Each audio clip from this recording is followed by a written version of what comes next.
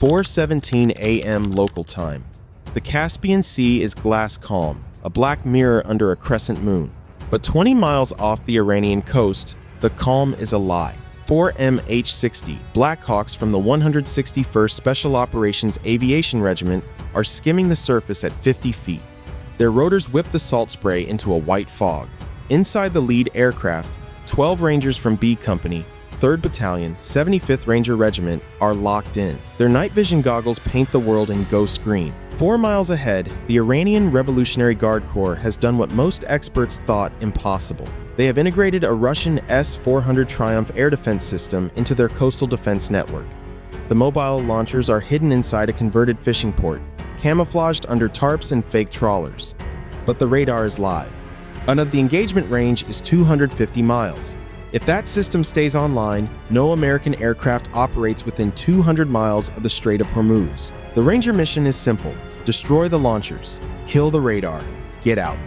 The price of failure is a no-fly zone over the world's most critical oil choke point. At 4:19, the Black Hawks drop to 30 feet. Rotor wash carves white scars into the black water. The pilots are flying blind on terrain following radar, trusting their sensors over their eyes.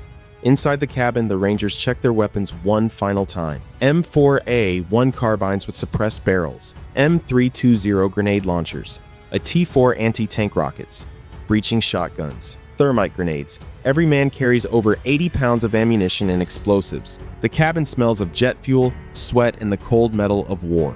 At 4:21, off the coast appears, a dark smear on the horizon. The Black Hawks don't climb, they accelerate. 50 feet, 40 feet, 30. The pilots are flying into the mouth of the enemy's radar coverage. They know it. The S-400's 9-2N6 radar can detect a helicopter at over 60 miles. But the Iranians have been overconfident. Their radar is set to search for high-altitude bombers and cruise missiles, not low-flying helicopters skimming the waves. That arrogance is about to cost them everything. At 4:22, the Black Hawks cross the shoreline.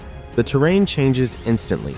Flat coastal plain gives way to low scrub and the rusted hulks of abandoned fishing boats. The target complex is 3 miles inland, a cluster of warehouses and concrete piers that were never meant for military use. But the IRGC has been clever. They've buried fiber optic cables between the radar, the command post, and the launchers. No radio emissions to betray their positions. The only way to find them is to put eyes on the ground. That is why the Rangers are here. The Black Hawks bank hard. The G-forces press the Rangers into their seats. The lead aircraft's crew chief kicks a weighted rope out the side door. At 4:24, the first helicopter flares hard, nose rising, rotor wash blasting the ground into a brown cyclone. The Rangers don't wait. They slide down the ropes in under 3 seconds, hitting the dirt in a crouch, rifles up, scanning. 2 more Black Hawks flare behind them, disgorging their own teams. The 4th helicopter peels away, circling at high altitude with its doors off, gunners ready to suppress any enemy reinforcements. Yes, the landing zone is a dry creek bed 200 meters from the eastern perimeter of the fishing port.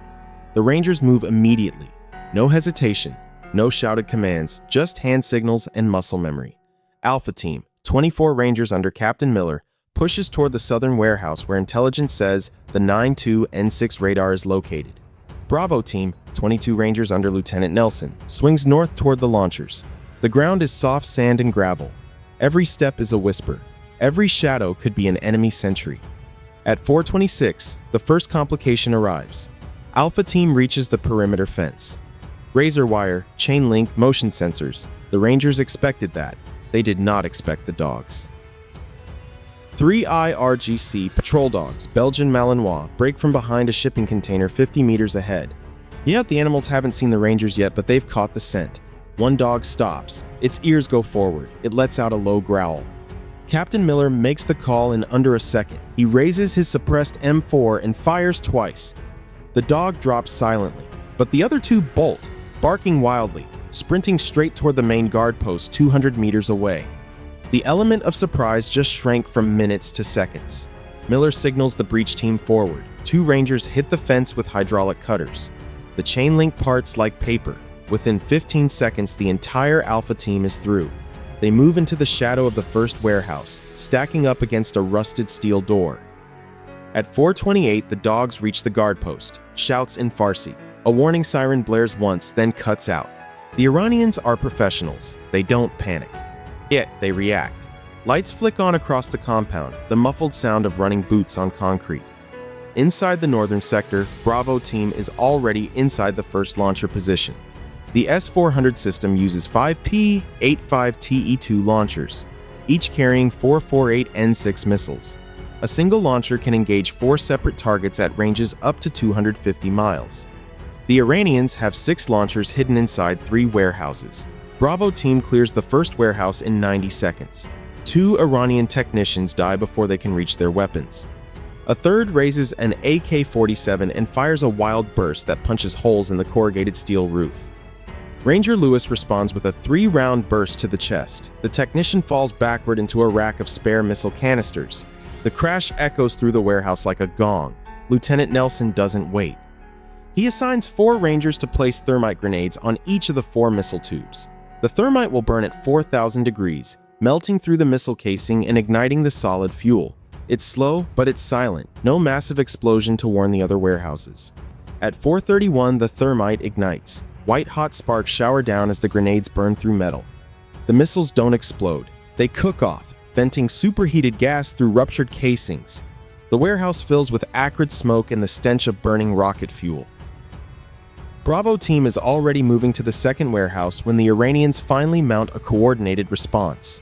Outside the southern sector, 2 technicals, Toyota Hilux trucks with mounted DSK heavy machine guns, roar to life.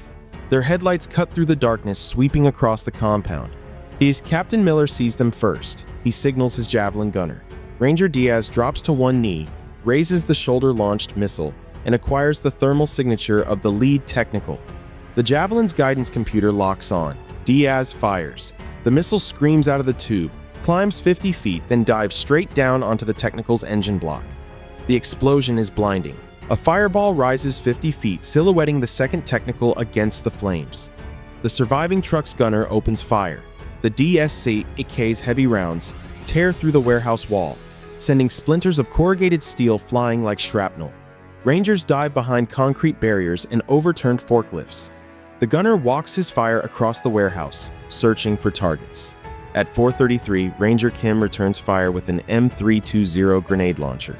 It's the 40mm high-explosive round arcs through the smoke and detonates directly on the technical's windshield.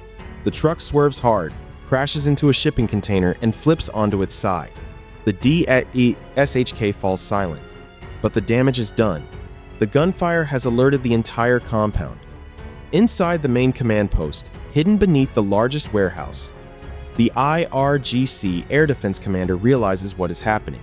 He has 6 launchers, a fully functional radar, and a crew of over 50 men. But the Americans are already inside his perimeter. He makes the only call that makes sense.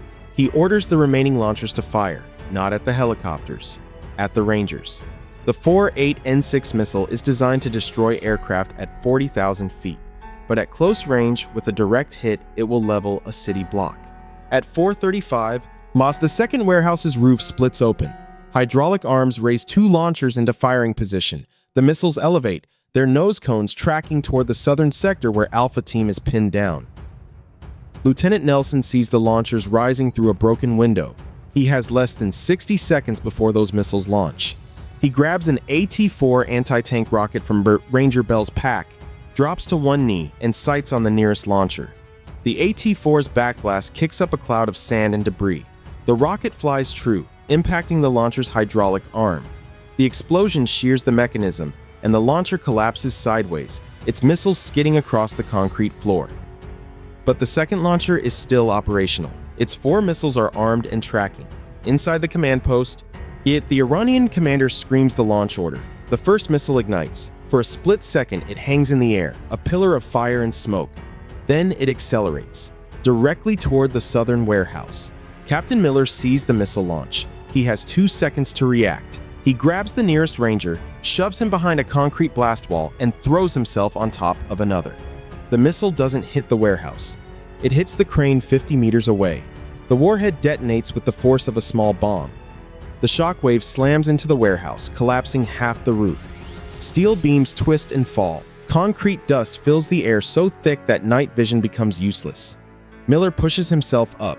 ears ringing, vision blurred. He checks his men. 3 are down. 1 is screaming, his leg pinned under a fallen beam. 2 are motionless. And Miller drags the pinned Ranger clear while the medic goes to work on the others. At 4:37, Miller's radio crackles. Nelson's voice barely audible over the chaos. Bravo team has destroyed 3 launchers. 2 remain operational. The radar is still active. If they don't kill it now, the Iranians will fire again. Miller makes a decision. He takes 6 Rangers and sprints toward the command post. The remaining Alpha team members lay down, suppressing fire, covering the advance. The Iranians are dug in behind sandbags at the command post entrance. PKM machine guns open fire, tearing up the ground in front of the charging Rangers. Miller's team doesn't stop. They fire from the hip, M4s on full auto, driving the Iranian gunners behind cover. Ranger Diaz, the javelin gunner, has 1 missile left. He can't use it inside the command post, else the backblast would kill them all. He slings the javelin and draws his sidearm. At 4:39, Miller's team reaches the command post door. Breacher Ranger White slaps a shaped charge against the steel door and shouts, "Fire in the hole!" The charge detonates, blowing the door off its hinges. Miller is first through the smoke. 3 Iranian soldiers are waiting. The first dies with the round through his throat. The second takes 2 to the chest. The third drops his rifle and raises his hands. Miller shoves past him. The command post is a maze of computer terminals, radar displays, and fiber optic cables. In the center, the Iranian commander is frantically deleting files from a laptop. Miller doesn't hesitate. He fires once. The commander falls. At 4:41, the radar is still transmitting. Miller finds the main power panel. He doesn't look for a switch. He puts 2 rounds into the panel. Sparks shower. The screens go dark. The 9-2 N6 radar falls silent. Outside, the remaining 2 launchers lose their targeting data. Without the radar, the missiles are blind. The Iranian crews try to switch to optical guidance, a desperate backup mode that requires manual aiming, but they're too slow. Bravo team breaches the 3rd warehouse at 4:43.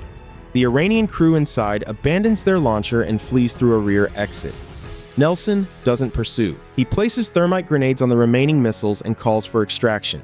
At 4:45, the Black Hawks return. They drop to 50 feet, rotors thundering, side doors open. The Rangers fall back in a controlled withdrawal, firing as they go. Alpha team carries their wounded. Bravo team covers the rear. The Iranians are broken, disorganized, leaderless. A few sporadic shots follow the Rangers to the landing zone. At 4:48, the first Black Hawk lifts off, then the second, then the third, the 4th helicopter. The gunship that had been circling overhead makes one final pass. Its miniguns tear into the remaining warehouses, ensuring nothing is left operational. At 4:52, the Black Hawks cross the coast and drop back to 30 feet. Behind them, the fishing port burns. 6 S-400 launchers destroyed. 192 N6 radar silenced. A multi-billion-dollar air defense system reduced to scrap in 35 minutes. The Iranian Revolutionary Guard Corps has suffered its worst defeat in a decade. The Strait of Hormuz is open. The no-fly zone never happens.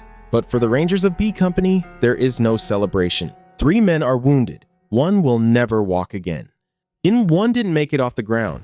His name will be added to a wall in Georgia. A quiet reminder that even the most successful mission has a cost. The Black Hawks fly east into the rising sun. The Caspian Sea turns from black to gold, and somewhere behind them, in the smoke and ruin, the Iranians are already learning the same lesson every enemy of the 75th Ranger Regiment learns eventually. You can buy the best air defense system in the world, but you cannot buy enough time to use it.